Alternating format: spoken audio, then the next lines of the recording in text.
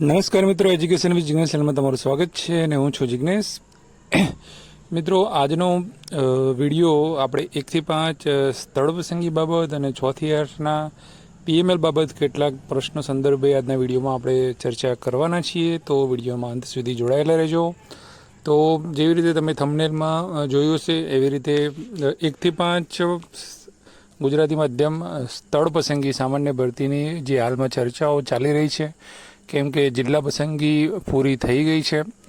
તો એ સ્થળ પસંદગી બાબતમાં અપડેટ કાલે મેં તમને કહ્યું હતું કે ભાઈ કંઈ મેળવવાનો પ્રયત્ન કરીશું અને જો કંઈ પણ અપડેટ થોડી ઘણી પણ મળશે તો તમને ચોક્કસથી આપવાનો પ્રયત્ન કરીશું, એવી વાત મેં તમને કરી હતી. તો એટલા માટે જ આ વિડીયો મેં અત્યારે બનાવ્યો છે.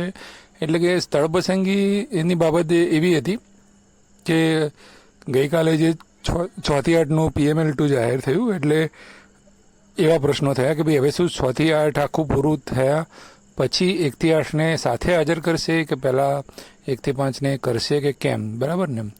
તો આ બાબતમાં થોડી અપડેટ મેળવવાનો પ્રયત્ન કર્યો તો એવું જાણવા મળેલું છે કે 1 થી 5ને છે એ 6 થી 8ને જ્યાં સુધી પૂરું થાય ત્યાં સુધી રાહ નથી જોવાના, 1 થી 5ને એ હાજર કરી શકે છે.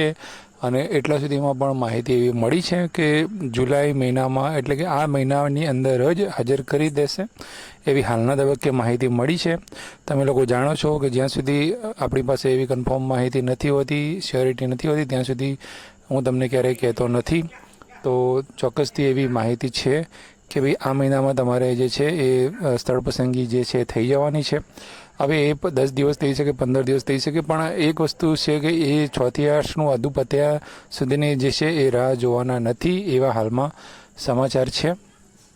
હવે એક વસ્તુ, સ્થળ પસંદગીની જ્યારે વાત આવતી હોય ત્યારે કઈ કઈ તૈયારીઓ રાખવી જોઈએ, ખાસ કરીને પૂર્વ તૈયારીની જ્યારે આપણે વાત કરીએ તો એ બાબતનો વિડીયો જ્યારે તારીખ નક્કી થશે કે ભાઈ ત્યારે આપણે એક પ્રોપર વિડીયો બનાવીશું અને એની અંદર તમામ જાણકારી કે ભાઈ તમારે શું શું કેરી કરવાનું છે, કઈ રીતનું કરવાનું છે, સ્ટેપ બાય સ્ટેપ પૂરેપૂરી તમને જાણકારી આપીશું. પણ અત્યારે ખાસ કરીને જે લોકોએ કેટેગરીની અંદર જ લીધું છે, જિલ્લો પસંદ કર્યો છે, તો કેટેગરીની અંદર તમે લીધું છે તો એ તમારે જે ડોક્યુમેન્ટ વેરિફિકેશન જે છે, ખાસ કરીને કાસ્ટ સર્ટિફિકેટના વેરિફિકેશન બાબતમાં, તો ત્યાં જિલ્લામાં તો કશું ચેક કર્યું નથી, ગાંધીનગર તો કશું ચેક કર્યું નથી, બધાને ખબર છે.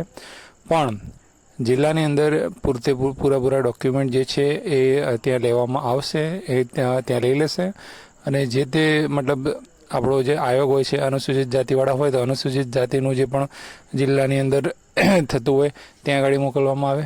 ST વાળાનું જે વિકસતી જાતિના જે હોય છે OBC વાળાનું ત્યાં મોકલવામાં આવે, ST વાળાનું પણ જે તે આયોગમાં ત્યાં મોકલવામાં આવે છે અને ત્યાંથી જાતિ સર્ટિફિકેટની જે છે વેરિફિકેશનની પ્રક્રિયા પૂર્ણ કરવામાં આવશે. તો આ બાબતે હજુ પણ તમારે કંઈ બાકી રહી ગયું હોય તો ચોક્કસથી સત્વરે પૂરું કરી લેજો. જાતિ પ્રમાણપત્રના ડોક્યુમેન્ટ બાબતમાં હજુ પણ કોઈને પ્રશ્ન હોય, મૂંઝવણ હોય તો આપણી ચેનલ ઉપર બધા જ વિડીયો ઉપલબ્ધ છે, બરાબર? OBC માટે પણ છે, SC ST માટે પણ છે, એ તમામ ઉપલબ્ધ છે. EWS કેટેગરીના મિત્રો જે રહ્યા એ લોકોએ જે એમનું સર્ટિફિકેટ જે છે એની જો અવધિ તમારી પૂરી થઈ ગઈ હોય તો એ નવું તમે કઢાવી લેજો, બરાબર છે? અને એવી રીતે OBC કેટેગરીમાં પણ ક્રિમિનલ સર્ટિફિકેટની જે અમુક તારીખ જે એવું આવતું હોય છે તો એની અંદર પણ કંઈ જો નીકળી ગઈ હોય તો એ તારીખનું સર્ટિફિકેટ તમે જે છે એ કઢાવી લેજો. તો આ એક પૂર્વ તૈયારીનો ભાગ છે. સ્થળ પસંદગી ચોક્કસથી આવી જવાની છે. અને જગ્યાઓ બાબતમાં પણ હવે એક મારે તમને વાત કરવી છે કે જગ્યાઓમાં એવું છે કે અન્ય માધ્યમમાં સ્થળ પસંદગી હતી તો એની અંદર એવું થયું કે એક જગ્યાએ લિસ્ટમાં ઘણી બધી શાળાઓ ઉમેદવારે જોયેલી હતી, પણ ઉમેદવાર જ્યારે શાળા પસંદગીમાં કરવા ગયો ત્યારે ફક્ત એને એક જ શાળા બતાવવામાં આવી, તો બીજી શાળાઓ બતાવવામાં ના આવી. તો એ લોકો શું કરે છે કે જગ્યાઓ તો ઘણી બધી શાળાઓમાં હશે પણ જેટલા ઉમેદવાર છે એટલી જ શાળાઓ એ લોકો બતાવશે. મતલબ એ લોકોને કઈ શાળાઓ, મતલબ કઈ આંતરિક વિસ્તારની શાળાઓ હોય અથવા જ્યાં વધુ જગ્યા ખાલી હોય, ત્યાં વધારે જરૂરિયાત હોય ત્યાં કોઈ શિક્ષકો મતલબ ટકતા ના હોય, આવું બધું કોઈ પ્રશ્ન હોય તો એવી શાળાઓને પ્રાયોરિટી આપશે એમ, બરાબર છે. તો આવી રીતે જગ્યાઓ ત્યાં નક્કી થતી હોય છે. એટલે હાલમાં જે કંઈ પણ લિસ્ટ તમારી જોડે કદાચ આવી હોય તેનો મતલબ એવો નથી કે એ શાળાઓ જ બતાવશે, એમાંથી તમે સિલેક્ટ કરી શકશો. કોઈ જિલ્લામાં 3-4 જગ્યા બતાવી હોય તો 3-4માંથી એ લોકોને એકદમ પ્રાયોરિટીવાળી શાળાઓ તમને તમારી સામે બતાવશે. હવે દાખલા તરીકે બનાસકાંઠા જિલ્લામાં બહુ બધી જગ્યાઓ ખાલી રહી છે, બરાબર. તો હવે બીકેમાં કેવું થાય છે કે ભાઈ શાળાઓનું લિસ્ટ તૈયાર થાય છે, એમને લગભગ 700 જેવી શાળાઓ જે છે 1 થી 5માં આપવાની જગ્યાઓ નક્કી કરેલી છે, પણ જો 200+ જગ્યાઓ ખાલી રહી છે તો હવે શું કરશે? એ 200+ જગ્યાઓ જે ખાલી રહી છે એ 200+ જગ્યાઓ જે છે એ મતલબ સારી કહેવાતી શાળાઓ છે, સારા કહેવાતા તાલુકા છે, એ તાલુકાની એ લોકો નહીં બતાવે, પણ જે લોકો આંતરરેડ વિસ્તાર છે એની વધારે જગ્યાઓ છે એ બતાવશે. તો એની અંદર એવું થશે કે જે લોકોએ લીધું છે અત્યારે એ લોકોને પણ મતલબ વધારે દૂર જવું પડે કે એ રીતનું એમાં પોઝિશન થઈ શકે છે. પણ એ બાબત ગૌણ બાબત છે. અત્યારે હાલ બધાને નોકરી મળી એ મહત્ત્વનું છે, પણ આ બધું વસ્તુ થઈ શકે છે. એટલા માટે તમને કહ્યું, એટલે કે મોટા જિલ્લા જ્યાં હોય ત્યાં જગ્યાઓ ના ભરાઈ હોય પૂરેપૂરી, તો એની અંદર વધારે પ્રાયોરિટીવાળી શાળાઓ જે છે એ તમને લિસ્ટમાં બતાવવામાં આવશે ત્યાં સ્થળ પસંદગીમાં. એ રીતનું છે. ચોક્કસ તારીખ બાબતે તમે લોકો કોમેન્ટ કરશો, મને ખબર છે કે ક્યારે આવશે એ રીતનું, પણ હું તમને એક રસ્તાથી કહું છું કે ચોક્કસ તારીખ નથી આવી, પણ એટલું જરૂરથી છે કે ઝડપથી 1 થી 5ની સ્થળ પસંદગી આવી જવાની છે. 6 થી 8ના PML વિશે થોડી વાત કરી લઈએ. એ પણ ઘણા મિત્રો કોમેન્ટ કરીને કાલે મને પૂછ્યું હતું. તો હવે જો અમુક તમારે નામ જે છે, નામની અંદર કુમાર ભાઈ કે એવું કંઈ હોય તો પણ તમારે સુધરાઈ દેવાનું છે.